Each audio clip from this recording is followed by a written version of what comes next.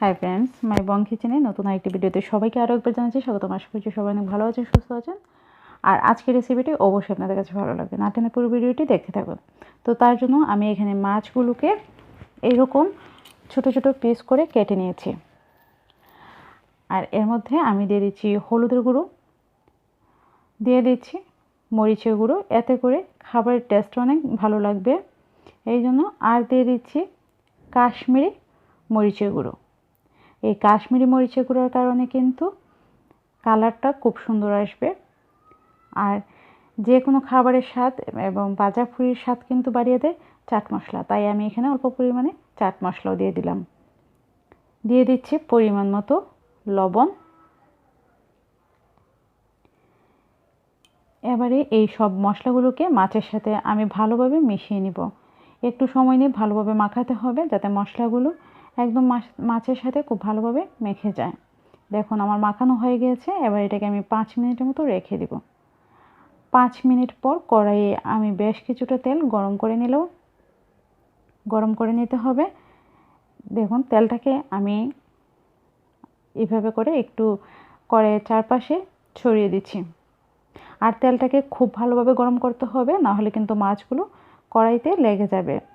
তো দেখুন আমার তেলটা গরম হয়ে গিয়েছে। এবারে আমি একে একে সবগুলো মাছের পিস এই গরম তেলের মধ্যে দিয়ে দিব। একটু সাবধানে দিতে যাবেন, গায়ে তেল যেন ছিটে না আসে। তো দেখুন মাছগুলো কিন্তু আমার একটাও কড়াইতে লাগেনি, কারণ তেলটা আর কড়াইটা খুব ভালোভাবে গরম করে নেওয়ার কারণে কিন্তু একদমই মাছটা কড়াইয়ের মধ্যে লেগে যায়নি। এবারে দেখুন আমি মাছগুলো এক পাশ হয়ে গেলে আমি অপর পাশটাকে ওইভাবে করে উল্টিয়ে ভেজে নেব। তো বন্ধুরা, মাছের চারপাশটাকে খুব ভালোভাবে ভেজে নিতে হবে, যেন কিছুটা মচমচে হয়ে আসে উপর থেকে, এরকমভাবে এটাকে ভেজে নিতে হবে। আপনারা কিন্তু এটা বাসায় ট্রাই করবেন, খেতে খুবই ভালো লাগে, আর বাচ্চারা তো অবশ্যই খুব পছন্দ করবে। দেখুন মাছগুলো খুব ভালোভাবে ভাজা হয়ে গিয়েছে। এবারে আমি মাছগুলোকে উঠিয়ে নিচ্ছি। এবার ওই মাছ ভাজার তেলেই আমি এখানে দিয়ে দিচ্ছি বেশ কিছুটা পরিমাণে পেঁয়াজ কুচি। আর পেঁয়াজের মধ্যে কিন্তু আমি আলাদা করে কোনো লবণ ব্যবহার করিনি, যেহেতু মাছের মধ্যেই আমি লবণটা দিয়ে দিয়েছি, এই জন্য পেঁয়াজের মধ্যে দিইনি। আপনাদের যদি লাগে তাহলে দিয়ে দিবেন। তো পেঁয়াজটাকেও আমার ভেজে নিতে হবে। খুবই সিম্পল একটি রেসিপি, কিন্তু খেতে কিন্তু খুবই মজার হয়। তো এখানে দিয়ে দিচ্ছি আমি 4টির মতো কাঁচামরিচ। আপনারা ঝালটা বুঝে দিয়ে দিবেন, মরিচের পরিমাণটা। আর বন্ধুরা, কাঁচামরিচের ফ্লেভারটা কিন্তু খুব ভালো লাগবে খেতে, এই জন্য আমি এই পর্যায়ে দিয়ে দিলাম। পেঁয়াজটাকে দেখুন আমি এরকম লাল করে ভেজে নিয়েছি। তো পেঁয়াজটাকে আর বেশি ভাজবো না, তাহলে পুড়ে যাবে। এই পর্যায়ে আমি ভেজে রাখা মাছগুলোকে এর মধ্যে দিয়ে দিলাম, সাথে এর মধ্যে থাকা তেল আর মশলাটাও আমি এর মধ্যে দিয়ে দিলাম।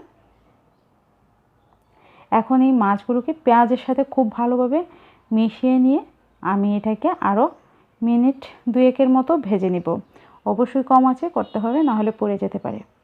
তো বন্ধুরা, আমি আপনাদেরকে অনুরোধ করব, যদি আমার চ্যানেলে নতুন বন্ধু হয়ে থাকেন তাহলে প্লিজ আমার চ্যানেলটিকে সাবস্ক্রাইব করে পাশে থাকা বেল আইকনটিকে অল করে দিন। এরকম অনেক সহজ আর মজার রেসিপি নিয়ে দেখা হবে আরও অনেক ভিডিওতে। তো এবার দেখুন আমি এটাকে নামিয়ে নিচ্ছি। আপনারা কিন্তু বাসায় অবশ্যই একবার হলেও ট্রাই করবেন। এটি খেতে খুবই ভালো লাগে। গরম ভাতের সাথে কিন্তু খুবই মজার হয়ে থাকে।